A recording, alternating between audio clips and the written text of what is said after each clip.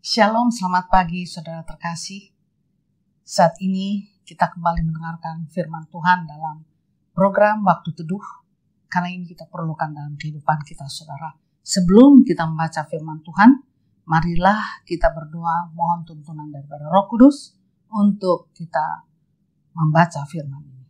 Mari kita berdoa.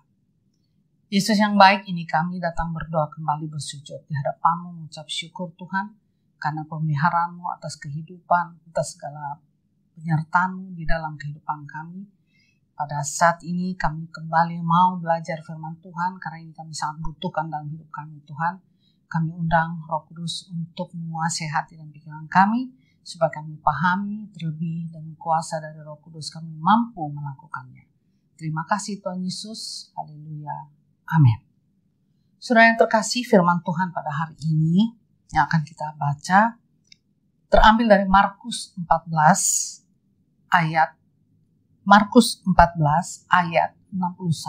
Sekali lagi ayat 61. Demikian firman Tuhan. Tetapi ia tetap diam dan tidak menjawab apa-apa. Imam besar itu bertanya kepadanya.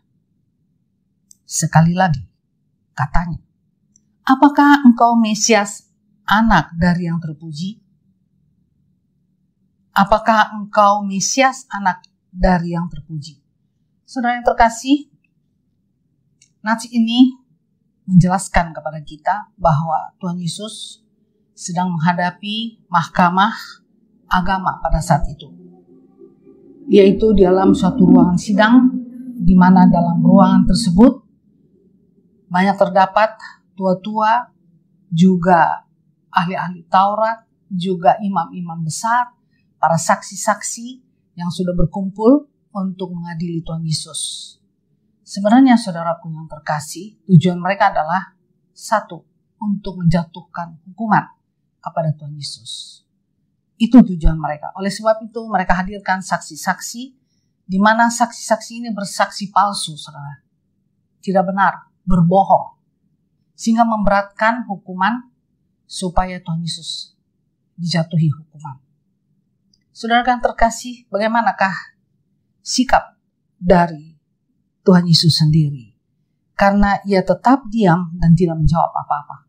Walaupun datang pertanyaan dari imam besar, apakah engkau Mesias, anak dari yang terpuji? Tuhan Yesus tetap tenang. Saudaraku, dari sikap-sikap Tuhan Yesus, saya mencatat ada tiga hal yang saya catat dari bagaimana keteladanan yang Tuhan berikan.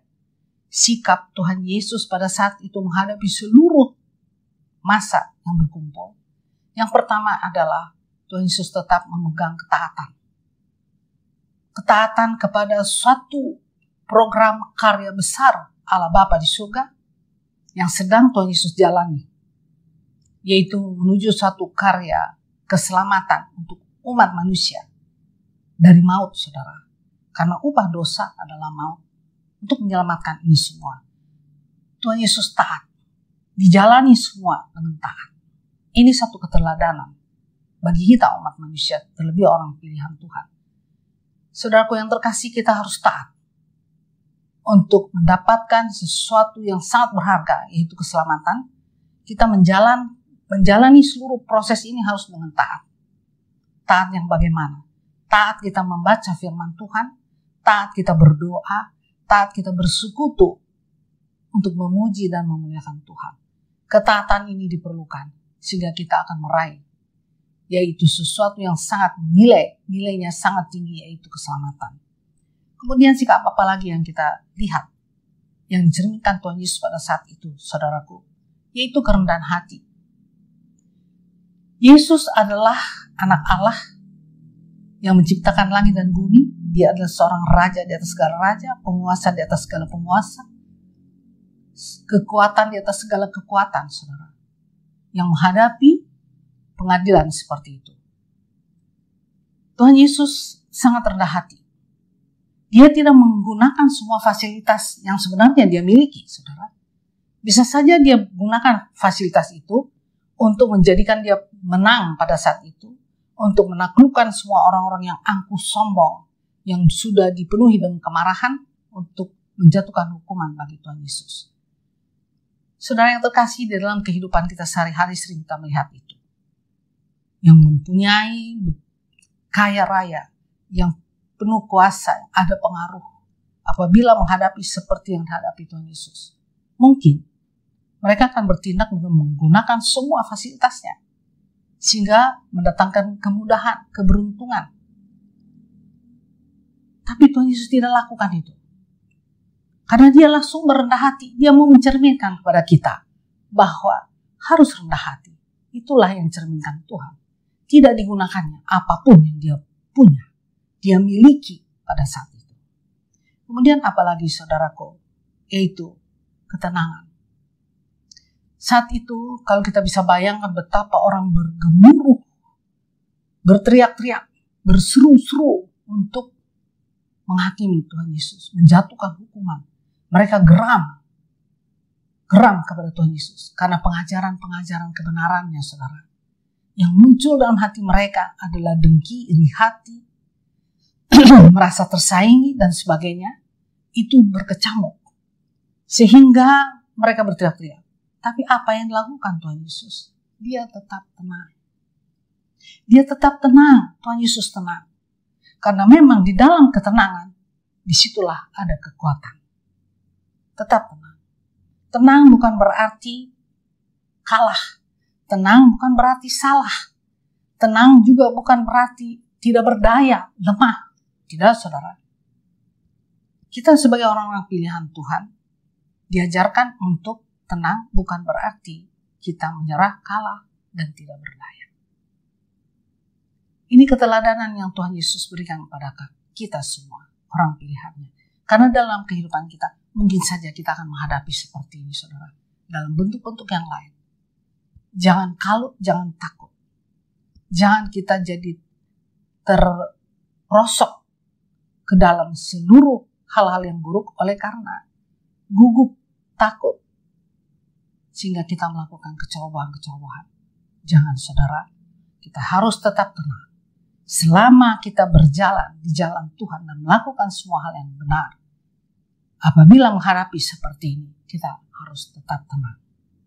Karena ini keteladanan yang Tuhan berikan bagi kita semua, yaitu sifat-sifat Tuhan. Karena kita adalah anak-anaknya.